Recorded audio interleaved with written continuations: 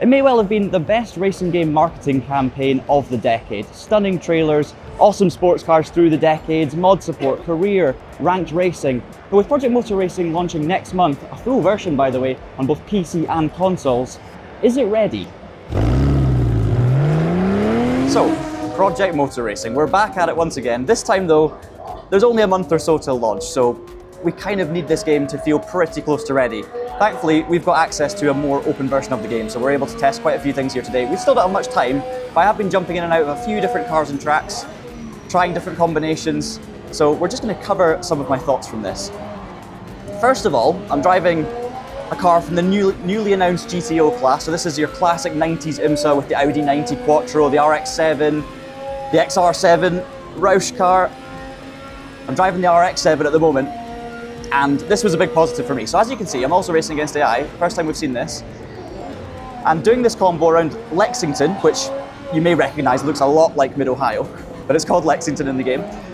I'm really enjoying these old rear-wheel drive cars with a lot of power. You've got the engine in the front, and you kind of throw the weight around, and really the handling on this feels nice and natural. You've got the old school suspension. Oh, get back off the grass. Giving me a lot to work with. I can be aggressive with it, I can use the power, and I'm kind of driving it a little bit raggedly, but it is rewarding. And I have to say, considering what I was first experiencing back in Zurich, this is a step up in the handling department. We obviously hadn't tried the GTOs, but I'm enjoying this combination. You can also see from the AI racing, it's pretty frenetic. Starting at the back of the grid for this race, I've got the AI difficulty set around about 85 at the moment, so we've still got room to improve, but I just wanted something where we can show some passes and things like that. And it's just close, exciting, fun racing. It kind of reminds me of the chaos quite a lot in Project Cars. And now, with the AI, this hasn't been finalized, so we are still to see updates and changes to this. That all car classes haven't been sorted yet in terms of performance equalization and things like that with the AI, so that's something we can't talk about too much. But early impressions from this combination with this car, oh, I'm having fun with it. Still a challenge, but I'm having fun. Aside from the newly announced GTO class with the 3 cars I mentioned earlier and the Chevrolet Camaro, this weekend also saw the addition of the Porsche 964 Cup car, basically the first ever Porsche Super Cup car from the early 90s, plus a selection of prototypes, both old in the form of the Mercedes-Benz Sauber C9 and the Cadillac Northstar from the early noughties, and new in the form of the LMDH Acura and the LMH Toyota. Secondly, I want to talk about the true-to-track dynamic weather system. This is the first time we've had a chance to actually drive with wet weather, with dynamic time of day and things like that.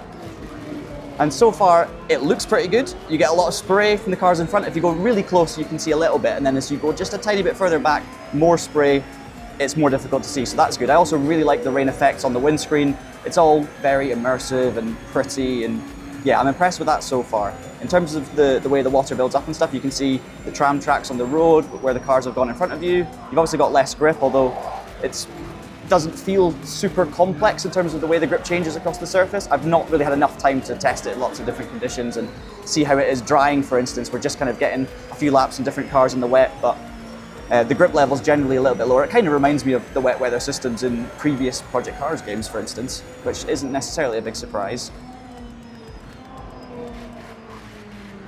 I would say the AI inconsistencies sort of been highlighted here, because I was also driving the Aston Martin Valkyrie in the wet at Spa earlier, and the AI were very easy to keep up with, and there was a lot of mistakes happening. I was making moves, whereas here around Sao Paulo, the AI seem quite a lot faster than me at the moment. They're really slow into turn 1. You can see that when there's an incident and a yellow flag, they almost come to a dead stop. Again, need to stress the AI haven't been finalized, the balancing hasn't been finalized with certain classes, and I'm not sure about Hypercar specifically, but I'm going to hope that it's not been balanced yet based on what I'm seeing. Now, we're of course told about the drainage and the puddle buildup and all of these things, and whilst I'd love to be able to sit here and say, oh yeah, that's great and that's noticeable and that's fantastic, I've just not had the time to really perceive it in any real way. The drainage in particular, you can obviously see water buildup, but that's going to have to wait until we actually get our hands on this game properly and do a review. Oh, there's another car off. 2 cars off. Thank you. Oh, 3 cars off this time, including myself. That's a sign. Ooh. Everyone stopped, so yellow flag and all the AI are just stopped around me, which is, yeah, that's concerning. We're pretty close to launch now, and that's not really what you want to see. Speaking of concerns, heading into this session, one thing I wasn't quite sure about was the performance of the game. We had only seen it on PC, we haven't seen it on console, although, spoiler alert, later in this video, we will take a look at the game on console. However, despite these uncertainties and a few laggy cutscenes loading in the circuits, when I was actually out on track, even against lots of AI cars, the performance was super smooth. I had no issues. I also was recording the screen in the background with OBS running, and it didn't seem to affect things either, so I was pleasantly surprised by that. The graphics I'm still somewhere in the middle with. I don't think it's the best looking racing game out there. I think there's still room for improvement for sure. There's a lot of pop-in and all of these usual foibles, but overall, it's not a bad looking game, and I think the weather effects look fantastic in particular. Our SimRacing Expo content is brought to you by our sponsor D-Box, the exclusive provider of haptic systems to the FIA. D-Box's sim racing motion platforms are professional grade and used by elite drivers all over the world to maximise immersion. High fidelity data from the sim allows you to feel every bump, slide and texture change across the surface. Additionally, D-Box's precision will remain the same no matter the weight. To find out more, click on the link in the description. I do have to say, as just a massive motorsport fan of current day stuff but also older stuff, the fact that we just keep seeing this growing car and track list is such a big positive, and it really does sort of lean into the nostalgia whilst also providing, of course, a great selection of modern sports and GT cars for ththose who like hypercars and GT3s and all these things. For me, it's, you know, the experience of being able to throw around a Corvette C5R Mount Panorama. I mean, what an epic combination.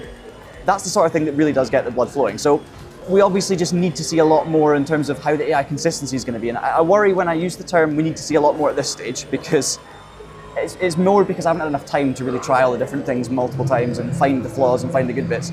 We're just getting a very quick snapshot. But the reason I'm concerned is with the launch so soon around the corner, you kind of just hope that these inconsistencies aren't going to be there. I've really enjoyed some races, others have been a bit more chaotic. I do want to touch a little bit more about the car handling as well, because I think it's very important, and it's one of the things I've been nervous about, I would say, with this game, or concerned relative to other things. I don't think it was ever bad, but it had some kind of glaring flaws with it that just felt unnatural to me and really needed ironed out, and I think a lot of those things have been ironed out from what I've perceived.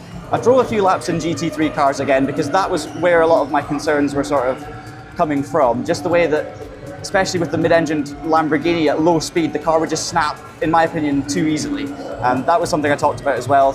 Some weird kind of grip changes over the curbs, and we didn't really have the force feedback turned to the way we wanted to really feel that. So those were some of my bigger concerns. Whereas driving the GT3s today, the front engine cars like the Aston Martin, they felt really good, really pliant, planted, slightly benign in terms of force feedback, which again isn't turned up hugely high, but decent, like really decent. Driving the mid-engine Lamborghini again, it was a big step up from the first time around. Still slight strange behaviors when you turn in. The car still very quick to sort of have the rear trying to come around, but this time it was a lot easier to actually save. And I felt like that, you know, it was like the car was still trying to bite, but it wasn't trying to kill me. And it was like the game was going, no, don't worry, this is, you know, we can't lose traction here. Let's just make sure it's okay. Once you overheat the tires and stuff, it becomes very difficult. Tire temperatures make a big difference in this game. I've noticed that already. When you come out of the pits on cold tires, especially in an old GT1 for instance, you have no grip. And when you spin and overheat your tires, it's very difficult to then get back up to speed. You really have to nurse them back down to temperature. So tire temperatures having a big impact is good to see. And the handling has taken a big step forward. I still have just little things. I don't know if it's car setup, but where things that would stop me saying, you know, this is the best driving experience to jump into at this stage.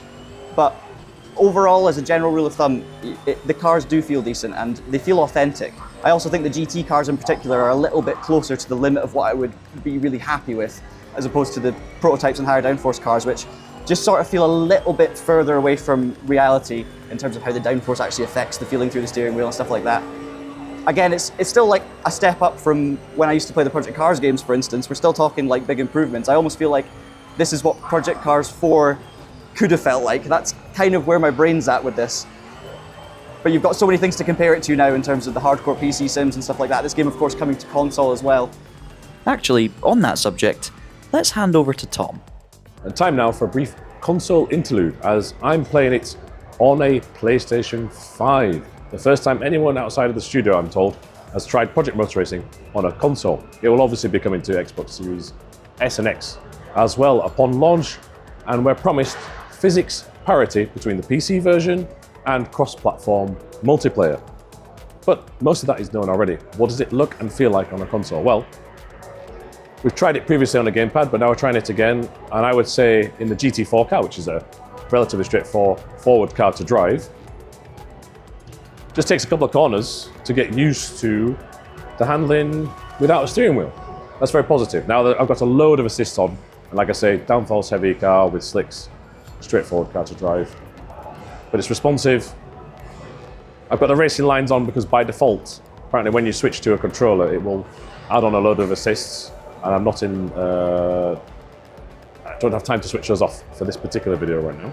Get a good bit of rumble back through the gamepad, but the key thing is the visuals. Now, the level of detail of the car models, I'm told, is the same as PC and the tracks. I'm seeing some slight compromises in terms of overall visual fidelity, in particular on the replays.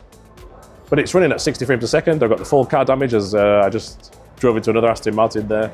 Driving around a track called San Marino here, which to me looks remarkably like Imola. Not much more to say on the console version just yet, other than it's running smoothly at this early work in progress stage, and that can only be a good thing. We'll reassess it when it comes to launch. So, taking everything we know about Project Motor Racing into account, and of course our brief hands-on experience this weekend with a near final version of the game, how do I feel about it? Well, although I am on a personal level excited to play this game, excited to try out career mode, ranked racing, and obviously drive all the different cars the game has to offer, it is still a mixed bag. I think anyone looking for a fun, all-encompassing racing experience on day one is gonna have a blast, but maybe not in every single combo, and I think that's the key thing here. I'm still feeling inconsistencies. Yes, we've not played a final version, but we are very, very close now, so you would like to think that some of these things will have been ironed out. And of course, we've been told there'll be more AI changes and balancing to happen, but will that fix the issues that we've seen with the AI in our short hands-on? I'm not sure. I would, however, say that overall the physics have taken a big step in the right direction. Some cars feel really, really good. Some cars feel better, maybe not quite there yet, but overall still fun to play. So you're going to really have to get your hands on this yourselves and try it to see what you think. I don't think it's going to be a racing game that everyone is going to love, especially those that are maybe more focused on the hardcore PC sims, but this game is coming to a lot of people on a lot of different platforms, and I think it is going to please a lot of people. The proof will of course be in the final release. We'll have to see what happens when we play it for our review, and of course you can watch that when it appears on the Traxion YouTube channel next month. Do keep an eye on the Traxion website as well for daily and weekly updates on this game and all other things sim racing and racing games. Let us know your thoughts down in the comments below, subscribe to the channel for more, and until next time, thanks for watching and have a great day.